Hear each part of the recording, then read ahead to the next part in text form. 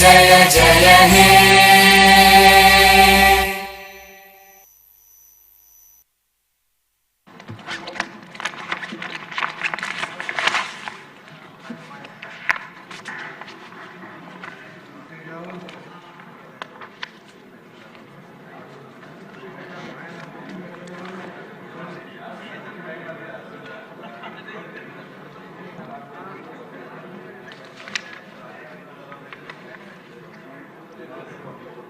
అందరికీ నమస్కారం అండి. 16వ శాసనసభ 4వ సమావేశాలు ఆరంభమవుతున్నాయి. ఈవేళ తొలి రోజు సమావేశానికి విచ్చేసినటువంటి సభ్యులందరికీ, గౌరవ సభ్యులందరికీ కూడా స్వాగతం, సుస్వాగతం. ఇప్పుడు వచ్చినవారు స్టార్ట్ చేసుకుందాం. ఫస్ట్లో క్వశ్చన్ నెంబర్ 904 పురపాలక సంఘం మినిస్టర్ గారు. అధ్యక్ష, మొదటి ప్రశ్నకి లేదండి, రెండవ ప్రశ్నకి కూడా లేదండి, మూడవ ప్రశ్నకి ఈ ప్రశ్న ఉత్పన్నం కాదు. సుధాకర్ యాదవ్ గారు. నమస్కారం అధ్యక్ష. మైదుకూరు మున్సిపాలిటీ నందు అమృత్ స్కీమ్ గురించి మాట్లాడే అవకాశం కల్పించడానికి మీకు ధన్యవాదాలు. మన కూటమి ఏర్పడిన తర్వాత మొట్టమొదటిసారిగా స్వర్ణాంధ్ర స్వచ్ఛాంధ్ర ప్రోగ్రాము మైదుకూరులో మొదలుపెట్టారు. మన ముఖ్యమంత్రి చంద్రబాబు నాయుడు గారు వచ్చి అక్కడ ఇనాగ్రేట్ చేసినప్పుడు కొన్ని మైదుకూరు మున్సిపాలిటీలో కొన్ని హామీలు వేయడం జరిగింది సార్. అక్కడ అమృత స్కీమ్ కింద సుమారు 99 కోట్ల రూపాయలు ప్రతి ఇంటింటికి వాటర్ కనెక్షన్ ఇస్తామని చెప్పారు.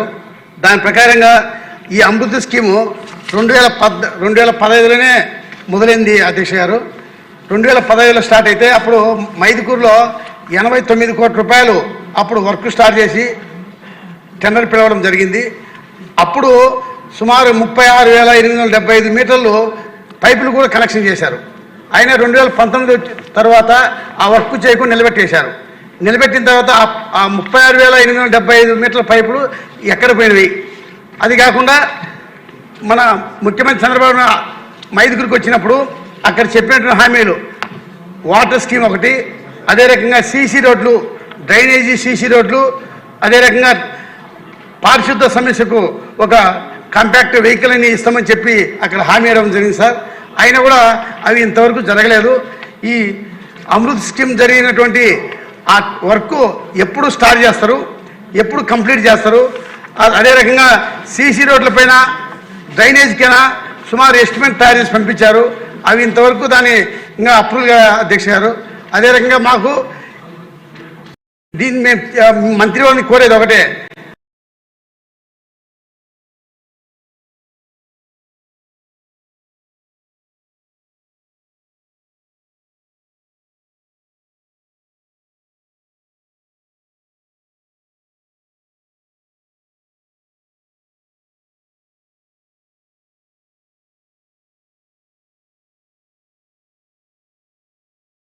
సాగిన అధ్యక్ష, గత ప్రభుత్వంలో అమృత్ 2.0 6,524 కోట్లు కేంద్ర ప్రభుత్వం యాక్చువల్గా ఆ ప్రాజెక్ట్ శాంక్షన్ చేస్తే దానికి మ్యాచింగ్ ఫండ్ గత ప్రభుత్వం యొక్క ఆ వర్క్స్ అన్ని ఆగిపోయిన అధ్యక్ష. అదేవిధంగా ఏషియన్ ఇన్ఫ్రాస్ట్రక్చర్ ఇన్వెస్ట్మెంట్ బ్యాంక్ ద్వారా ఆ రోజు యాక్చువల్గా 5,350 కోట్లు 2019 ఫిబ్రవరిలో శాంక్షన్ చేస్తే దానికి గత ప్రభుత్వం మ్యాచింగ్ ఫండ్ ఇక ఆ మొత్తం ఆగిపోయింది. మొన్న జూన్కి అది ఎక్స్పైర్ కూడా అయిపోతే మళ్ళా దాన్ని రివైజ్ చేయించాం అధ్యక్ష. ఇప్పుడు అది రివైజ్ అయింది. అంతేకాకుండా అర్బన్ ఇన్ఫ్రాస్ట్రక్చర్ డెవలప్మెంట్ ఫండ్ దాని కింద 2,882 కోట్లు యాక్చువల్గా మళ్ళీ శాంక్షన్ చేశారు అధ్యక్ష. ఇది కాకుండా విశాఖపట్నం జీవీఎంఎస్కి 595 కోట్లు రీసెంట్గా ఒక ప్రాజెక్ట్ శాంక్షన్ చేశాం అధ్యక్ష. వీటిల్లో ఏషియన్ ఇన్ఫ్రాస్ట్రక్చర్ ఇన్వెస్ట్మెంట్ బ్యాంకు టెండర్లు పిలిచాము. అక్టోబర్ 13వ తేదీ యాక్చువల్గా అది ఓపెన్ చేస్తున్నారు. అదేవిధంగా ఈ అమృత్ 2.0 ఏదైతే 6,524 కోట్లు ఉందో అది ఈరోజు యాక్చువల్ ఈవినింగ్ క్యాబినెట్లో పెడుతున్నాం అధ్యక్ష. క్యాబినెట్లో అప్రూవ్ అయితే వెంటనే దాన్ని కూడా టెండర్లు పిలిచి రాష్ట్రంలో మొత్తం 8,57,966 కనెక్షన్స్కి యాక్చువల్గా డ్రింకింగ్ వాటర్, సర్ఫేస్ వాటర్ ఇచ్చే విధంగా యాక్చువల్గా ప్లాన్ చేశాం అధ్యక్ష. అయితే ఈరోజు రాష్ట్రంలో మొత్తం 39,91,225 హౌసెస్ ఉన్నాయి. దాంట్లో 25,63,593 హౌసెస్కి కనెక్షన్ ఉంది. ఈ ప్రాజెక్ట్స్ అన్నీ కంప్లీట్ అయిపోతే రాబోయే 2-3 సంవత్సరాలు కంప్లీట్ అవుతాం. ఈ కంప్లీట్ అయితే 8,57,966 హౌసెస్ పూర్తవుతుంది. ఇవన్నీ పూర్తి కాగా అయినప్పటికీ 5,69,669 హౌసెస్కి ఇంకా కనెక్షన్కి ఫండ్స్ మ్యాచింగ్ చేయాలా. దానికోసం కూడా యాక్చువల్గా ఈరోజు అర్బన్ ఛాలెంజ్ ఫండ్ అని కేంద్ర ప్రభుత్వం గ్రాంట్ ఒక 25% ఇచ్చేదిగా చేశారు. దాని మీద వర్కౌట్ చేస్తున్నాం అధ్యక్ష. ఈ విధంగా రాష్ట్రం మొత్తంలో అమృత్ స్కీమ్ కానీ, ఏఐబి కానీ, యుఐడిఎఫ్ కానీ, అందులో ఏఐబి మాత్రం అక్టోబర్ 13వ తేదీ టెండర్స్ ఓపెన్ చేస్తున్నాం అధ్యక్ష. అదేవిధంగా మైదుకూరుకి వస్తే మైదుకూరు మున్సిపాలిటీకి వాటర్ సప్లై 3.73 MLD చేస్తున్నాం అధ్యక్ష. కానీ 2040కి తీసుకుంటే 12.45 ULB కావాలి. దానికి గాను ప్రజెంట్ 72 బోర్స్ ద్వారా యాక్చువల్గా వాటర్ డ్రా చేసి 3.73 MLD ఇస్తున్నాం. అయితే శ్రీశైలం రైట్ కెనాల్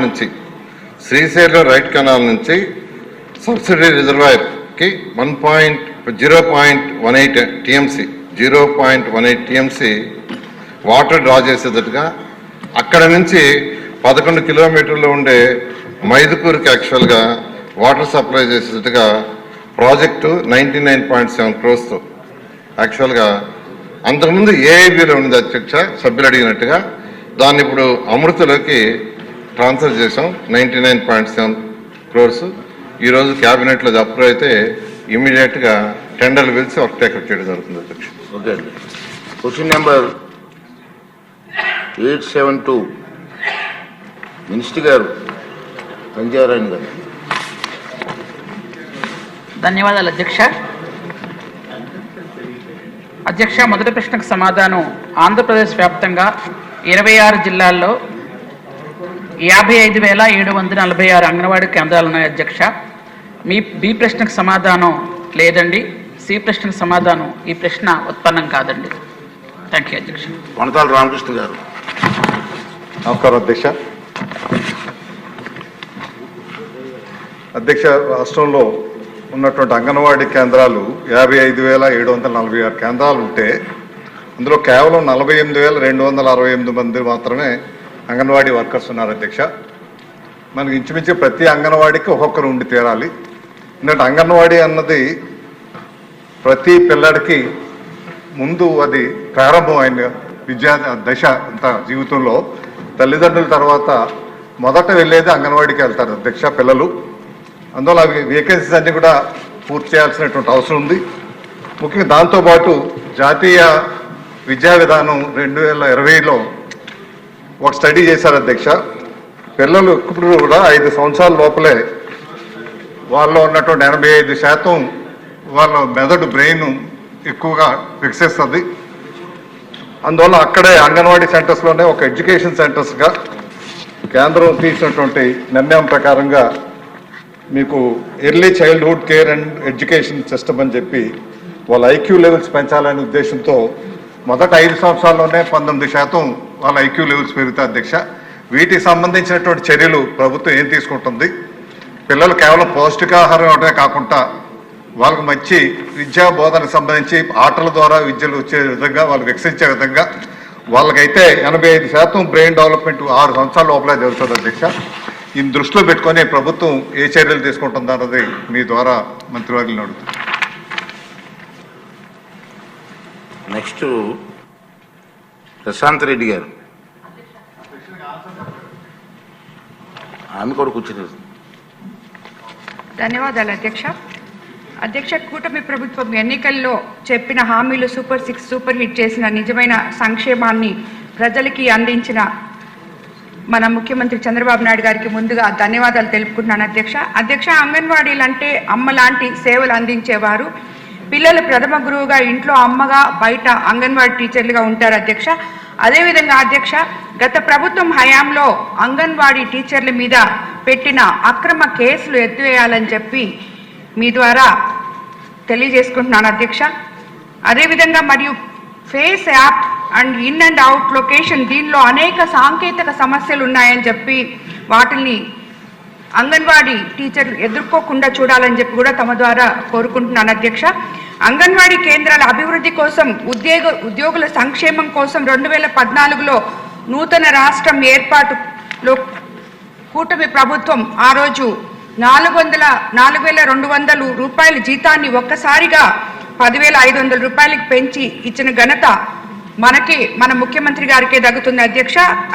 రాష్ట్ర ప్రభుత్వం ఇటీవల ప్రవేశపెట్టిన జీవో ఆర్టీ నంబర్ 116కి సంబంధించి రాష్ట్రంలో ఉన్న 7,000 మినీ అంగన్వాడీ కేంద్రాల్లో 4,687 మెయిన్ అంగన్వాడీ కేంద్రాలు అప్గ్రేడ్ చేయడం జరిగింది అధ్యక్ష. ఈ అప్గ్రేడ్ కారణంగా కొత్తగా 4,687 హెల్పర్ నియమానికి ప్రభుత్వం అనుమతి ఇవ్వడం పట్ల హర్షం వ్యక్తం చేస్తున్నారు అధ్యక్ష. అదేవిధంగా అధ్యక్ష, నెల్లూరు జిల్లాలో యానాది తెగకు చెందిన గిరిజనులు ఎక్కువగా నివసించేది ఒక కోవూరు నియోజకవర్గంలోనే అధ్యక్ష. ఈ నియోజకవర్గంలో 138 గిరిజన కాలనీలో దాదాపు 35,000 మంది గిరిజనులు నివసిస్తున్నారు అధ్యక్ష. గిరిజన గర్భిణీ స్త్రీలు మరియు పిల్లలు ఎక్కువగా అంగన్వాడీ కేంద్రాల మీద ఆధారపడి ఉంటారు అధ్యక్ష. కోవూరు నియోజకవర్గంలో మొత్తం 407 అంగన్వాడీ సెంటర్లు ఉంటే 212 అంగన్వాడీ కేంద్రాలు సొంత భవనాల్లో కొనసాగుతుండగా 115 అంగన్వాడీ సెంటర్లు అద్దె భవనాల్లో ఉన్నాయి అధ్యక్ష. అది కాకుండా ఆ అద్దె భవనాల పరిస్థితికి కానీ, కొన్ని పనికిరాని భవనాలు కానీ, ఆ పెచ్చులు ఊడి పడిపోతే చిన్నపిల్లలు దానివల్ల చాలా అభద్రతా భావం భరించి తల్లులు కూడా భయపడుతున్నారు అధ్యక్ష పిల్లల్ని పంపించడానికి.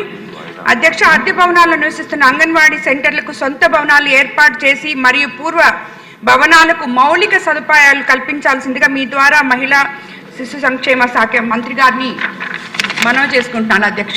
ధన్యవాదాలు అధ్యక్ష. అధ్యక్ష, గౌరవనీయులు కొనసాల రామకృష్ణ గారు అలాగే శ్రీమతి ప్రశాంతి రెడ్డి గారు అడిగినటువంటి వాటికి సమాధానంగా అధ్యక్ష, యాక్చువల్గా 55,746 అంగన్వాడీ సెంటర్లు ఉన్నాయి అధ్యక్ష. అందులో 48,268 అంగన్వాడీ సెంటర్లు అధ్యక్ష. మినీ అంగన్వాడీ సెంటర్స్ కూడా ఉన్నాయి అధ్యక్ష. అవి 6